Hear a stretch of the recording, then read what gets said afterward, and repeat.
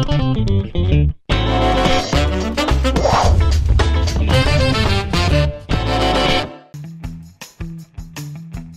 investasi yang low risk dan high return? Derivative Equity Super Asset.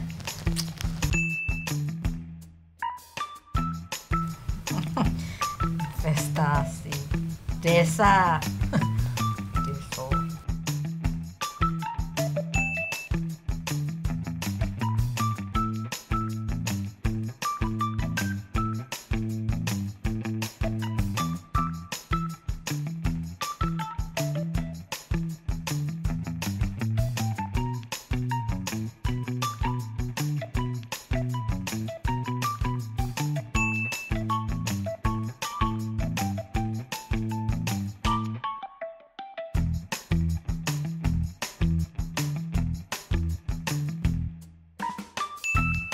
Intinya, kalau mau mengejar tuh hal, terutama investasi uang kalian, kenalin dulu, pelajarin dulu, dan cari platform yang kredibel dan telah diakreditasi oleh pemerintah.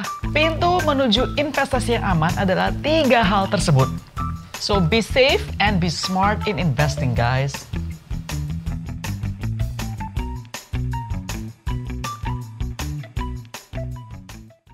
Halo teman-teman, welcome back to Islate Show dengan saya Grace Tahir, dan hari ini tamu kita adalah seorang wanita yang super hebat banget. Jadi saya pun harus siap-siap ketika mau menginterview wanita ini. Tapi sebelumnya ya, saya bisa bacakan dulu resume atau CV daripada Ibu Melly Darsa. Bu, thank you so much, welcome to Islate Show. Sebelumnya mohon ya izin membacakan Ibu punya accomplishments. Ini benar-benar karena super luar biasa banget. Saya juga nggak tahu mulai dari mana, Bu. Oke? Anda seorang pengacara, lawyer, ya kan? Lulusan UI di Fakultas Hukumnya. Terus ke Harvard Law School, lulusan juga S3 berarti Ibu ya? S2 dulu. S2-nya terus S3. Jadi S3 sebenarnya saya prosesi China, tapi kayaknya bakal dia harus ditulisin Indonesia nih kayaknya. Tapi Anda bisa praktek law di Indonesia dan juga di New York, benar kan ya? Dan Anda juga adalah ini apa nih bahasa Indonesia nih? Saya nggak tahu ya. Vice Chair, jadi apa? Wakil ketua daripada Legal and Regulatory Affairs of the Kadin. Yang predecessor, yang waktu zamannya Rosan. Kalau sekarang saya Dewan Pertimbangan. Dewan Pertimbangan di Kadin, ya kan? Dan juga Anda adalah kepala Harvard Club di Indonesia, ketua. Betul. Kalau mungkin kalau bahasa Indonesianya ketua ikatan alumninya. Kita alumninya Harvard ya kan. Berarti ketua daripada orang-orang pinter. Ada paling pintar dari atas segalanya. Ada ketuanya soalnya, Bu. Dipercaya. Dan dipercaya untuk mengabdi sebenarnya sih. Dan Anda juga sudah mendirikan perusahaan hukum Anda sendiri. Yang berarti MDC ya. Dari nama Anda Melly Darsa and Co. Yang menjadi bagian daripada PricewaterhouseCoopers PwC. Sebuah consulting company, audit company yang global multidisciplinary. There you go. Dan ada juga awalnya adalah assurance. Ya. Jadi kalau kita baca, terutama Ibu pernah menang award ini, pernah di vote sebagai most powerful, udah sering banget, saya nggak usah baca lagi deh. Tapi intinya even that brief introduction luar biasa sekali, Bu. It's amazing, benar-benar. Oke. Let's talk about it ya. Sebagai seorang wanita seperti Anda, ya kan? Dan Anda ketika masuk ke UI Harvard tahun berapa ya, Bu? Tahun berapa? Kalau UI masuk 85. Jadi sebenarnya sebelumnya saya udah kuliah dulu di Georgetown. Oke. Waktu ayah saya meninggal dari Deplu, saya harus kembali. Terus saya mulai lagi masuk Sipenmaru, diterima di FHUI. Gara-garanya saya volunteer di LBH sama LP3. Lalu ngeliat, wah nih ternyata di Indonesia masih banyak masalah, dan sebenarnya gara-gara nih bakal kehilangan 2 tahun kan, tadi kan di Georgetown dari tahun saya lulusan 83 itu saya pengen ambil sesuatu yang nanti kalau ketemu teman-teman di Amerika nggak telat lah, soalnya kita sesuatu yang graduate program. Itu tahun 85, lalu kemudian saya lulus tahun 89, 90 saya udah mulai praktek, lalu tahun 93 saya dapat kesempatan untuk ambil master di Harvard. Nah, pas zaman-zaman, terutama zaman dulu loh, Bu, dibandingin zaman sekarang, zaman dulu itu kan jarang wanita masuk ke hukum ya. Terus ke Harvard terutama. Sekarang pun juga masih jarang dibandingin prianya loh, rasionya, benar nggak, Bu? Ya kan? Nah, apa sih yang apakah ada inspirasi dari orang tua Anda? Maksudnya bagaimana Anda punya mindset bisa sangat modern, even zaman dulu gitu loh Bu. Sebenarnya lebih karena sebenarnya awalnya justru saya memang senang dengan politik. Jadi tadinya pengen jadi diplomat. Lalu tapi kemudian setelah itu saya beralih ke bidang hukum karena saya lihat kayaknya kalau di hukum juga ada kemungkinan meneruskan lagi karir sebagai diplomat atau juga bisa yang lain. Tapi saya akhirnya memutuskan saya ingin praktek sebagai pengacara. Dan sebenarnya sih kalau kita bicara tentang Indonesia, tentang ahli hukum, sebenarnya justru di Indonesia itu lebih female friendly. Gitu. Karena sebenarnya dulunya kan sebelum yang ada namanya profesi lawyer itu kan sebenarnya yang ada tuh notaris. Nah, itu banyak wanitanya. Nah, notaris banyak perempuannya. Benar. Dan laki-laki kan biasanya juga akan menerima memilih seperti yang teknik, ekonomi. Hukum itu sebenarnya banyak perempuannya, tapi memang apakah mereka akhirnya berpraktek? Mungkin banyak yang akhirnya cuman disimpan aja, sarjananya tidak digunakan. Tapi kalau di Indonesia sebenarnya relatively female friendly bidang hukum itu. Pas Anda ke luar negeri, apakah as female friendly? Enggak kan berarti? Jadi memang di Amerika Serikat itu kan agak anomali ya. Di satu pihak kayaknya negara maju banget, tapi sebenarnya perempuan nggak segitu. Sebenarnya nggak segitu majunya di situ. Dan bahkan kalau kita bicara tentang sejarahnya Harvard Law School itu ada gitu buku yang menceritakan tentang perjuangannya the first class female itu namanya Pin and Stripes, di mana betapa susahnya mereka mau kuliah di situ. Yang namanya kamar mandi, semuanya kamar mandi hanya untuk laki-laki. Jadi kalau mau ke kamar mandi itu harus jalan 1 jam, balik lagi ke kelas sudah susah benar gitu kan. Jadi memang masalahnya tentang perempuan dengan hukum itu sesuatu yang sebenarnya relatively di dalam sejarah Amerika Serikat pun itu relatively baru. Dan juga harus dipush ya untuk benar-benar mereka tidak hit the glass ceiling. Tetapi secara umum memang dunia ini kan sebenarnya masih tetap dominasi laki-laki. Tetapi sebenarnya perempuan-perempuan itu semakin sebenarnya punya kesempatan. Tapi apakah dia akan terkena dengan hambatan-hambatan struktural atau yang lebih jadi permasalahan biasanya hambatan dari diri sendiri atau lingkungan.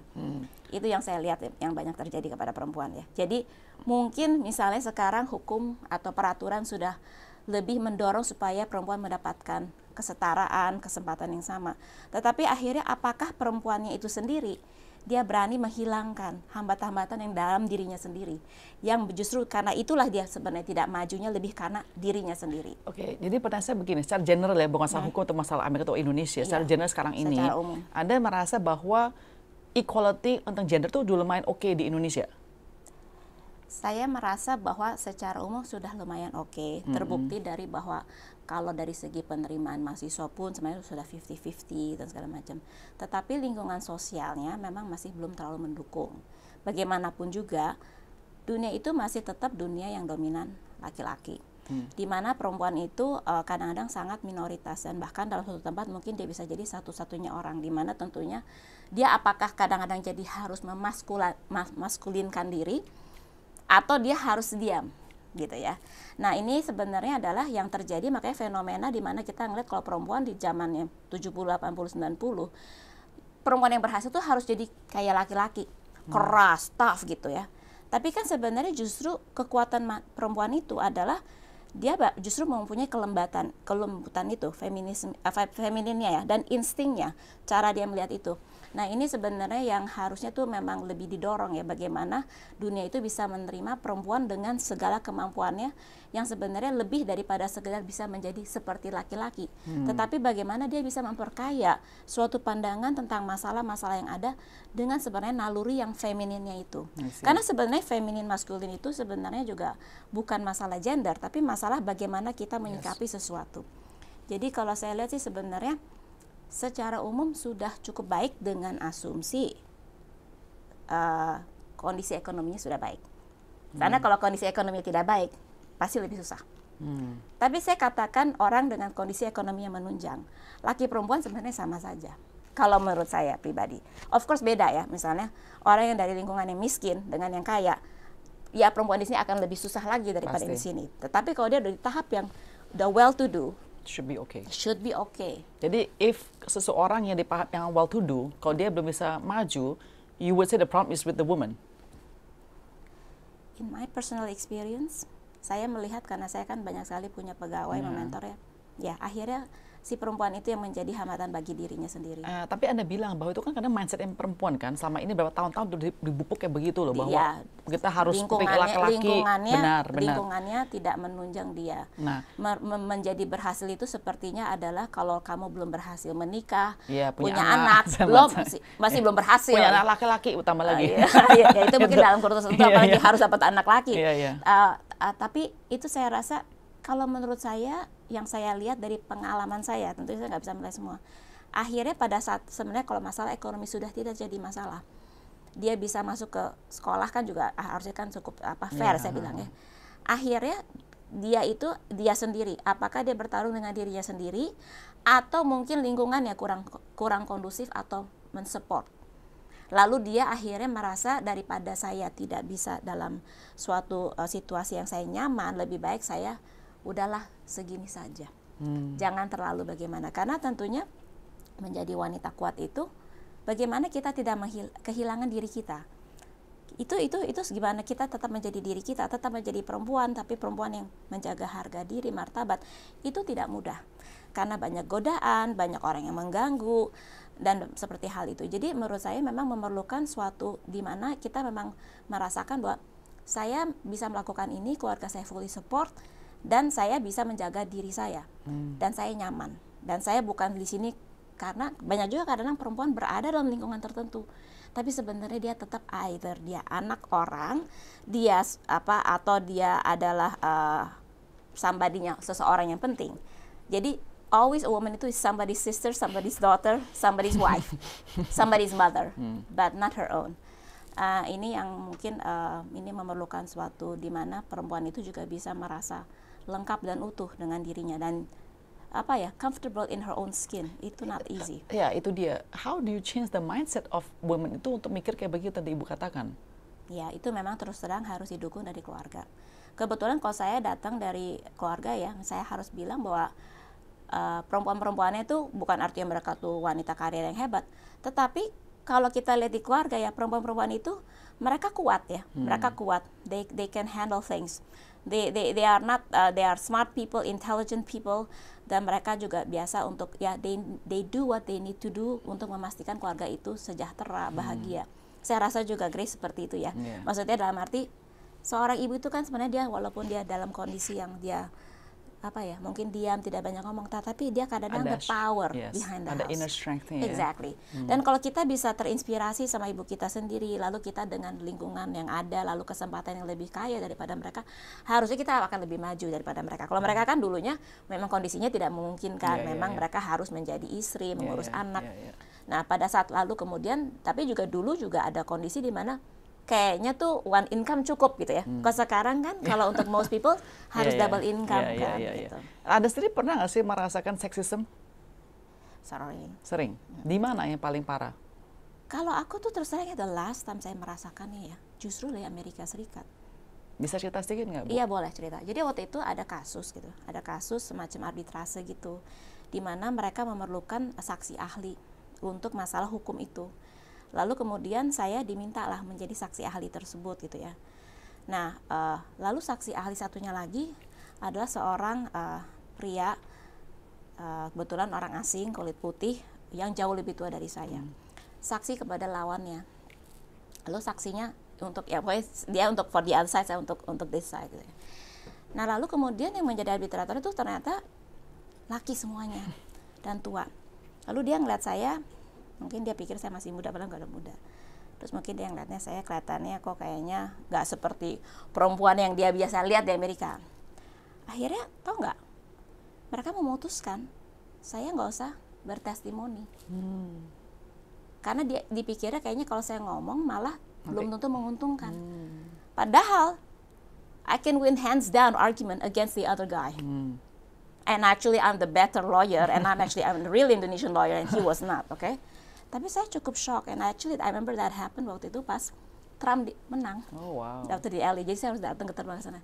Dan saya tuh ngeliat tuh ternyata tuh Amerika Serikat justru masih cukup gitu ya? Masih begitu. Jadi saya malah justru lebih merasakan itu di sana. Kok di sini mungkin kan orang tahu saya siapa, orang nggak seperti itu. Dan mungkin waktu lebih muda ya Grace, waktu misalnya baru lulus ya, itu kita lah sering lah agak merasakan harassment bahkan dari klien. Kalau klien kita duduk katanya, aduh you have such beautiful eyes, ya bukan itu yang penting gitu ya maksudnya kan.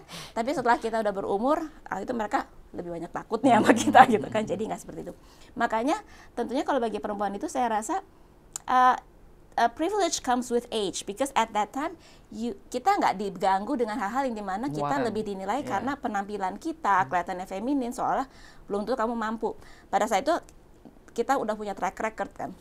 Tapi saya rasa memang saya bisa ngebayangin sih kalau untuk wanita muda pasti mereka menghadapi apa yang ya saya juga pernah hadapi. Bu, tapi anehnya begini ya, kadang-kadang saya lihat yang attack women itu bukan hanya pria, kadang women juga karena bisa bisa attack fellow women juga. Sangat. We have seen that happening gitu loh. Ya, itu terjadi. Itu terjadi dan khususnya adalah terjadi dalam lingkungan-lingkungan yang biasanya tuh ya pada dasarnya sebenarnya perempuan itu harus dikasih turfnya masing-masing. Jadi kalau saya perhatiin gitu ya, kalau saya di antara teman-teman gitu, saya dengan teman-teman saya yang berhasil, saya sangat we are very good friends gitu. Tapi kalau dilihat adalah, oh saya di bidang ini, dia di bidang itu, dia itu. Pada saat kita di satu bidang, kompetisi itu akan terjadi. Kalau kita sama. Dan sama juga yang namanya iri-irian itu ada. Dan karena sebenarnya di belakang itu sendiri, kadang-kadang masih ada laki yang sebenarnya berperan. Jadi sebenarnya si perempuan itu masih berkompet lah untuk perhatian atau juga recognition daripada seorang yang mungkin bukan perempuan. Jadi either dia sudah menjadi seorang queen, lebih tua dari yang lain, tapi kalau dia setara dia akan mengalami itu. Karena sisterhood itu jarang terjadi. Benar, itu dia. Kan kita suka mengatakan, wah kita sisterhood, wah women empowerment kayak begitu. Tapi kadang-kadang what happen is kita tidak sebaik pria. Kalau pria tuh brotherhoodnya jalan. Dan mereka begini, misalnya mereka berantem ya Bu ya, mereka biasanya bisa makan-makan, ngobrol-ngobrol. Ke perempuan bisa benar-benar agak lama. Sekali itu jujur aja terjadi. Iya memang, kita pasti kan Grace kan sama. Kita nggak usah jauh, kita pasti mengalami itu kan semua. Maksudnya kita gini gampang-gampang deh Bu. Banyak sekali criticism ya, atau argumen dua side daripada working moms melawan ibu rumah tangga, saling mengattack, wah rumah tangga begini kurangnya, simple hal kayak begini saja gitu loh Bu, betul. Ya kan? Jadi maksudnya pertanyaan juga kenapa kita tuh sebagai seorang wanita yang sudah minoritas, kenapa kita masih kayak begini gitu? Itu kan the question that we always wonder gitu loh. Ya ini saya juga mungkin nggak bisa menjawab ya, tapi itu mungkin adalah bagaimana sebenarnya adalah, tapi kalau kita sebenarnya sudah di tahap di mana kita bisa lebih menjadi seorang ibu ya atau big sister, saya rasa di saat itu kita jangan menyanyiakan kesempatan itu. Gitu. Mungkin pada saat kita muda wajar kita sendiri masih belum nyaman dengan diri kita sendiri, mungkin kita belum bisa bijak seperti itu, tapi seenggaknya saya nggak bisa nilai orang lain, kita hanya bisa melihat seenggaknya saya ingin menjadi perempuan yang tidak seperti itu.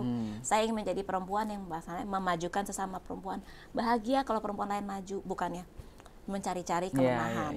Itu kan itu, jadi kita nggak bisa merubah dunia, tapi kita bisa merubah diri kita sendiri dengan bagaimana kita menyikapi, bagaimana kita melihat apakah kita memang happy kalau sesama perempuan maju. Kita harus menunjukkan bahwa kita happy, dan kita juga harus menghargai orang, memberi encouragement.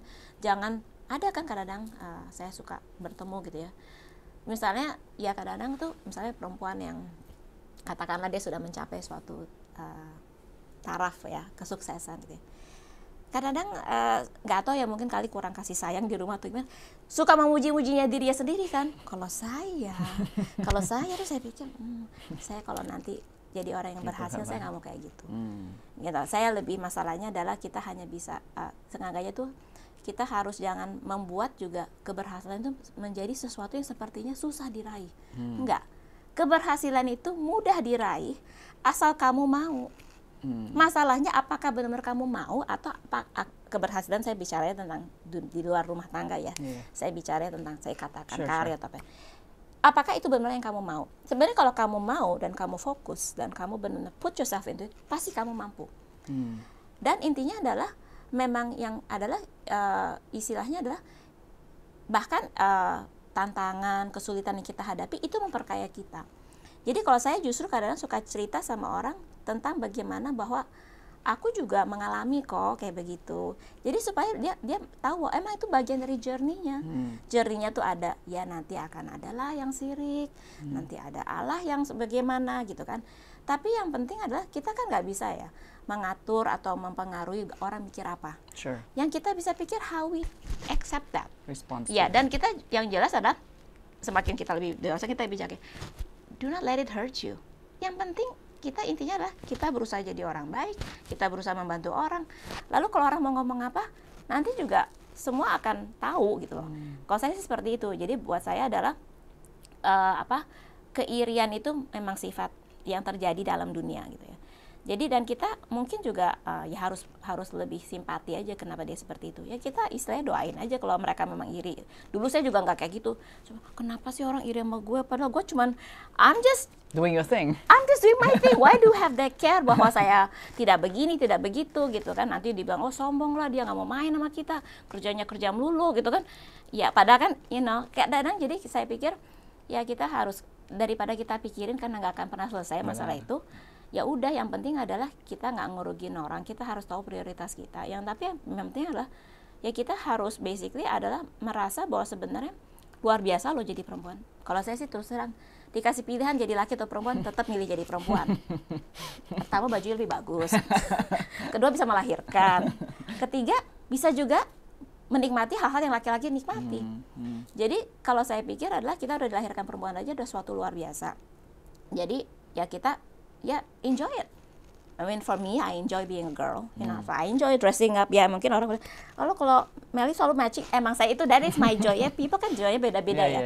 Jadi saya pikir I think that's what it is that we need in the world ya, untuk membuat orang melihat bahwa sebenarnya kalau keberhasilan itu sebenarnya tentang ya di mana-mana juga kalau kamu apapun yang kamu ingin lakukan, kalau pengen itu menjadi sesuatu yang dikatakan orang berhasil, itu kan tinggal kamu you put your personal best to it. Lalu kemudian ada apakah kamu bisa membuat semua orang dunia senang sama apa yang kamu capai itu? Enggak. Tapi itu nggak penting kan, gitu. Jadi ini bagaimana sih kita bisa menjadi orang yang nyaman dengan itu? Karena terus terang semua itu sebenarnya nggak penting. Yang penting kita jadi orang yang berusaha lebih baik dari hari ke hari. Ini penting banget ya pengajar ini ya Bu ya, karena terutama anak-anak muda kan masih terus mencari jati diri ya, terutama lewat social media, lewat internet.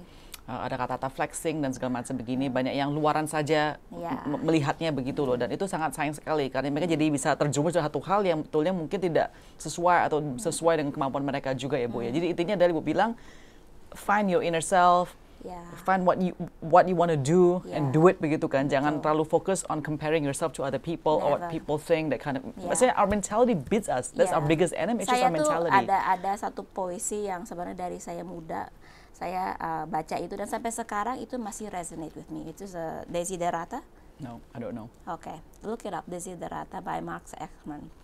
Basically, it also talks about that, about how you actually should never compare yourself. There will always be people that are better and lesser than you. Jadi intinya adalah kita tuh memang harus mempunyai suatu wisdom, di mana kita sebenarnya mengetahui bahwa kita hanya bagian daripada seluruh dunia yang sebenarnya saling erat berkaitan. Lalu kita mungkin mempunyai keberuntungan untuk lahir dalam lingkungan tertentu. Lalu kemudian, tapi intinya adalah sebenarnya apa sih kita gitu? Sebenarnya kita tuh kan tidak bisa menjadi nothing juga sebenarnya kan. Tapi kita memilih untuk melakukan hal-hal yang kita pikir bisa, pastinya sebenarnya tidak langsung semua orang yang berhasil itu sebenarnya berusaha membuat dunia ini lebih baik dengan cara yang mereka masing-masing. Jadi kalau menurut saya adalah itu yang kalau kita menyadari ya bahwa sebenarnya bahwa kita lahir di lingkungan tertentu, kalau itu lingkungannya apalagi berada, kita mensyukuri. Kedua, lalu kita mempunyai kesempatan tiap hari untuk menjadi lebih baik ya. Kalau kita bisa menjadi berguna untuk lebih banyak orang, luar biasa.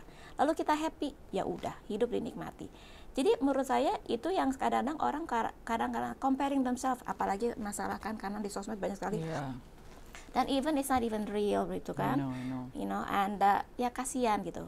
Why do you, padahal sebenarnya the beauty is within yourself.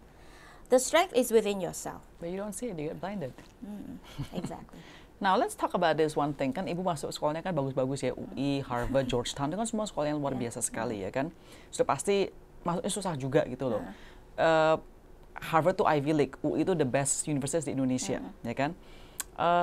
Dan sekarang banyak topik ya Bu ya, banyak orang mendiskusikan bahwa education yang formal seperti masuk ke Harvard, UI dan this kind of established formal education itu sudah jadul, sudah nggak lebih nggak sesuai dengan kondisi dunia hari ini. Betulnya harus lebih ada knowledge, education lebih experiential, yang lebih practical, mereka banyak, bahkan di Amerika banyak attack bahwa all these institutions adalah cuma mau make money saja, student loans di Amerika kan terus meningkat dengan luar biasa, nggak bisa bayar balik juga kan, Bu. What is your opinion about this matter? Jadi kan sebenarnya kita harus selalu membedakan dunia yang sebenarnya materialistik dan pragmatis dengan dunia yang sebenarnya ideal, gitu ya.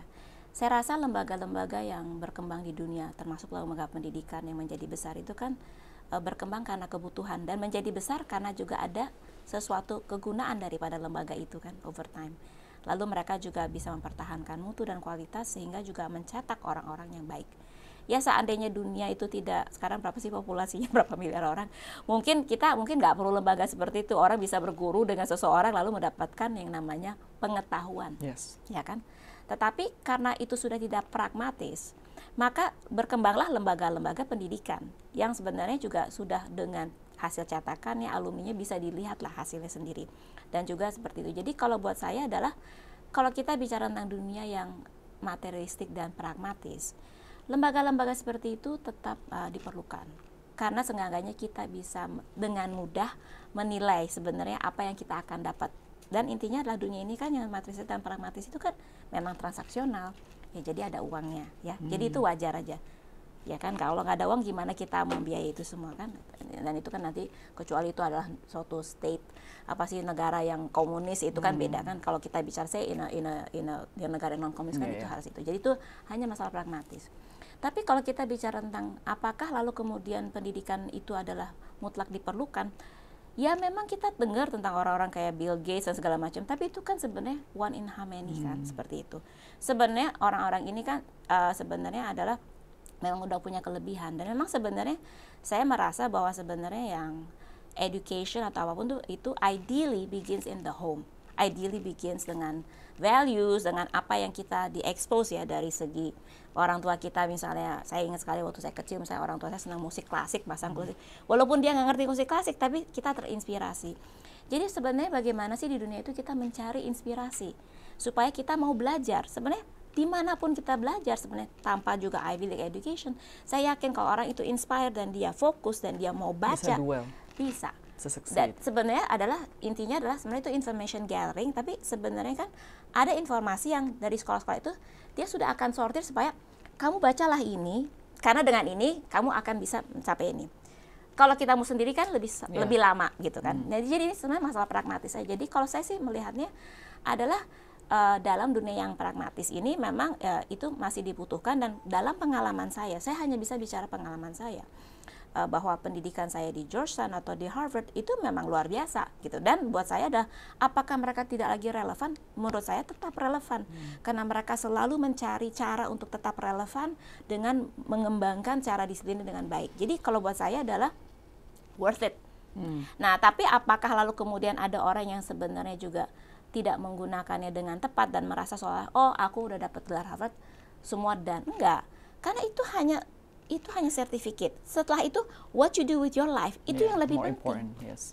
Nah ini Bu, ini justru interesting ya. Banyak sekali ibu-ibu sekarang, zaman sekarang, bapak-bapak dan ibu-ibu lah ya, yang benar-benar pengen anaknya masuk Ivy League semua ini, ya kan? Bahkan ada college council dibayar mahal-mahal. Saya dengar di Singapura mereka tuh bahkan membayar perusahaan untuk meng-hire anaknya jadi intern, balikan gitu loh, bukannya dibayar, misalnya membayar, ya kan? You heard all these stories. Parents, like di Amerika ada skandal kan, orangtuanya bohongin resume anak-anaknya biar masuk sekolah sampai bagus juga, sampai begitunya, mengejar status lulusan dari Ivy League atau sekolah bagus-bagus kayak begini. Like, is it that important to have that education title yang good schoolnya itu? Ya seenggaknya kan orang itu sebenarnya kan kalau misalnya punya anak, dia pengen anaknya menjadi sesuatu kan sebenarnya lebih karena dia ingin sebenarnya masyarakat menilai dia secara positif. Sebenarnya kan itu karena dia sebenarnya ada inadequacy dalam dirinya sendiri sehingga dia pikir. Jadi buat parents ya, buat anaknya betulnya. Kalau saya sih melihat untuk parents ya. Jadi parentsnya hanya pengen merasa bahwa I was an excellent parent. So I managed all my kids went to Ivy Leagues, they did successful marriages, basically nggak ada yang aneh-aneh. Saya rasa itu ya. Tapi ya tidak salah karena punya anak itu kan titipan dari Tuhan ya. Tapi kan banyak anak jadi pressure, jadi stres gara-gara Ya di-push itu kayak sih, begitu. itu sebenarnya itu memang itu sangat, karena istilahnya adalah kalau apapun yang dipaksain, apapun, bahkan yang even something yang kita suka banget aja kalau dipaksain juga nggak akan, nggak. Jadi ini makanya adalah Indonesia lagi tahap itu. Emang sekarang, maksudnya dalam arti kalau 3 tuh, saya ingat banget itu saya lagi keluar dari pesawat terus ketemu sama seseorang yang pokoknya the have lah dari Indonesia, terus dia cerita, oh anak gue tuh baru lulus magna cum laude, summa cum laude, terus dia kata, kok kita mah dulu ya lulus lama gitu. Soalnya bener kan, jadi kalau generasinya saya agak tuan dikit nih, kan dulu kan sekolah ya paling ya nggak gimana, tapi kan yang generasi sekarang nih udah bagaimana. Jadi saya rasa memang ya artinya itu menunjukkan kemajuan ekonomi Indonesia. Kita udah bisa kayak gitu, dan sebenarnya kan kita masih ibaratnya kita masih nggak as bad as Korea, tetapi kita tuh pengen berhasil seperti orang putih berhasil. Sebenarnya masih ada kayak gitu. Berarti that kind of mindset masih ada cold, white savior kind of mindset dong. Kalau saya sih pikir memang itu, tapi lagi in a pragmatic world memang that is what but you think the Ivy League education is worth it? In my personal experience, it was worth it. Very much, every cent.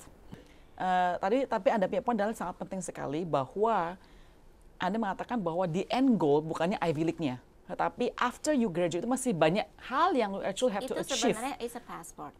It's a tool ya. Membuka pintu. Yes. Intinya sebenarnya itu adalah suatu sarana yang terbuka, bisa membuka pintu. Sekarang gimana kamu bisa menggunakan pintu yang terbuka itu? Itu tidak bisa dipungkiri. Yang lebih mahal daripada sekolah itu apa? Networknya. That's true. That is true. It's not. Nah, tapi orang bakal kritis juga lah. Nah, itu dia. Yang masuk sekolah ini semua kan orang-orang yang have the haves. You know, most in America ya, the mostly adalah the white people. You know, if you look at the blacks or Hispanic, numbers are very very low begitu loh. So that's the criticism bahwa the have to become more haves daripada yang the rest gitu loh. So what is your take on that? Ya, I think masalahnya kan katanya di setiap negara memang selalu ada the richest 1% or more than itu. Jadi sebenarnya ironiknya adalah sebenarnya suatu negara itu kan sebenarnya bisa jadi dalam suatu negara itu ada beberapa negara dengan kondisi yang sangat berbeda, yang nggak kebayang dunia itu dengan dunia lain. Maksudnya ya dunianya Grace gitu ya, sama dunianya misalnya orang yang lebih menengah ke bawah, pasti beda sama sekali. Sama-sama orang Indonesia, sama tinggal di Indonesia, tapi pasti dunianya beda banget. Benar. Demikian juga artinya sebenarnya memang pendidikan itu akhirnya untuk dunia itu gitu lah. Tapi saya rasa dunia itu sudah mulai membukakan, memberikan scholarship dan segala macam. Jadi ada lah, kalau di Amerika sih ada kesadaran membuka diri kan ya, bahwa kemudian systemically tapi ya tetap aja disadvantage itu. Tapi secara umum sebenarnya sih ya itu kan itu kan legacy dari beratus-ratus tahun daripada terjadinya itu kan. Jadi nggak secepat itu juga kan Amerika akan solve the problem. Sama juga di Indonesia. Jadi dalam arti adalah tidak semudah itu kan kita mentransformasi misalnya yang dari kelas bawah bisa itu. Ya kita berharap dari itu memang dia kalau memang pintar dia juga bisa dapat kesempatan. Yang saya rasa banyak kok sekarang juga filantropi melakukan positif. Jadi saya rasa kita harus melihatnya bahwa intinya adalah ya kalau kita mau lihat buruknya mungkin ada buruknya, tetapi masalahnya ada seenggaknya kan ada kesadaran untuk membuat lebih baik gitu loh. Dan kalau buat saya adalah yang penting adalah apapun juga ya you try to make it better for the next generation. Itu yang saya selalu cukup terkesan ya dengan orang yang imigran ke Amerika ya. Misalnya dianya sendiri sih bisa aja dia hanya ibaratnya itu kan biasanya bisa buka warung dry cleaner, tapi anaknya masuk MIT lalu itu semua ceritanya itu kan. Jadi mungkin ini yang Anda kerjakan di Harvard Club ini kali ya untuk membantu the next generation dan segala macam ya. Kadang-kadang itu memang itu yang terjadi kan. Jadi basically memang kalau pada saat maksudnya ini sebelum udah ada LPDP kan. LPDP itu kan memang dibuat oleh Kementerian Keuangan, itu udah sangat-sangat membantu. Karena zaman saya aja dulu saya waktu itu nggak seperti itu, karena kecuali Fulbright, which is Fulbright waktu itu nggak akan ngasih ke lawyer gitu ya, kalau bukan misalnya PNS atau itu. Sekarang kan lebih terbuka lebar. Jadi saya hanya pikirnya adalah kalau sekarang tuh untuk anak-anak Indonesia secara relatif ya kesempatannya baik, tapi memang yang mau daftar ke Harvard tuh masih sangat dikit gitu. Makanya kita waktu itu kan bikin program yang namanya Harvard Aspire. So we try to demystify the process. Sebenarnya itu semua itu kan adalah kalau orang yang berhasil, nggak pengen orang berhasil, dia akan bilang, oh, emang susah lo berhasil. Tapi kalau kita pengen semua orang berhasil, kita akan bilang, nggak sesusah itu sih. That's what you're doing. Ya, so you try to make it supaya lebih banyak orang mau. Dan emang ternyata sejak kepengurusan saya itu meningkat jumlah daripada mahasiswa masuk Harvard. Karena ternyata orang lebih banyak apply. Dan mereka juga ada consciousness untuk melakukan apa sih juga. Saya bilang sama Harvard Law School, masa dari zaman dulu hanya terima satu orang masuk ke law school, LLM, dari tahun 90, terus mereka bilang, oh kita sebenarnya nggak ada ini. Ya tapi harus lebih proaktif dong gitu. Also you're talking to the Harvard people. I do. I talk to them bahwa ini harus ada dan udah gitu. Basically, of course we understand that orang Indonesia harus memenuhi standarnya gitu. Dan itu memang tidak mudah. Namanya kalau Harvard sih terus terang memang tidak mudah. Gitu. Tapi dan sebenarnya juga sekolah-sekolahnya sama bagusnya gitu. Sebenarnya itu hanya lebih, karena lagi kalau saya pikir yang dalam pengalaman saya yang memang beda dengan Harvard dengan sekolah apapun juga yang juga bagus, lebih networknya gitu loh. Dan juga hanya ya itulah hanya the sound gitu kan. Jadi the brand Harvard is very strong. Lu kayaknya kalau Harvard sih, oh dia pasti pinter, padahal belum tentu kan. No, that is true. Oke, Bu, mungkin ini yang paling penting ya Bu ya. Penonton di sini banyak juga kan wanita, ya kan? Again, tadi kita back to the secure lagi ya. With all this discussion we have had today, which is I really appreciate banget ya. Jadi at the end of the day, the same question setiap wanita pasti bertanya adalah begini, can a woman have it all? Well, the thing is that adalah masalahnya kalau kamu masih hidup dalam dunia yang saling membanding-bandingkan, ya tidak. Karena all itu menjadi tidak jelas kan. Kalau bagi saya mungkin orang mikirnya I don't have it all, tapi I feel I have it all. Maksudnya dalam arti ya saya nggak punya, istilahnya saya tidak dengan suami saya, bapaknya anak-anak, saya am a single mother. Dari segi itu kan mungkin I don't have it all. Tapi buat saya I have it all. It depends on you. Exactly. Kalau orang mau ngeliatnya si Melly gini, tapi dia ya udah terserah. Ngerti ya? Jadi kalau saya pikir adalah, that's a good point. Jadi having it all, this is how you define it. But I totally believe once you know what it is that you want, you can have it all. Wow. So you just define it within your own terms. That's good. Saya nggak pernah dengar yang jawab kayak begini. Nah ini nih lulusan Harvard yang begini jawabannya. Kalau lulusannya yang Harvard mungkin jawabannya seperti biasa. Cannot lah bisa gini-gini. Tapi kalau Anda bisa jawab begitu. That's a good point. That's a good point. Betul. Again, at the day, it's about how you define. Bagaimana kamu mendefinisikan hidup ini, bagaimana kamu mewujudkannya. Bisa memiliki semuanya sesuai dengan definisi kamu. On your terms. Wow. Based on your rules. Make your rules. Thank you and so be happy much. with it. Thank you so much, Bu. Thank you for the inspiring words, ya. Thank And you. all the best with you, Thank Kadin, the law firm. Ya, thank you, terima kasih. MDC ya kan, MDC. Yeah. MDC, Kadin, Saya mau masuk Harvard politik. Club. Hah? Masuk politik juga. Wah, ini jadi hari ini pengumuman nih, Bu. Iya, 2024 saya mau nyalek. Oh gitu, serius? Ya, mau jadi wakil rakyat. Benar. Iya. Partainya apa, Bu? Saya akan anak Orba ya, jadi maksudnya Golkar. Oh gitu. Saya nggak tahu politik, jadi ya mungkin all the best to all you the lah, best, Bu. ya. Saya memang ingin menjadi wakil bagi rakyat, mengabdi bagi rakyat. Saya rasa that's the next trajectory.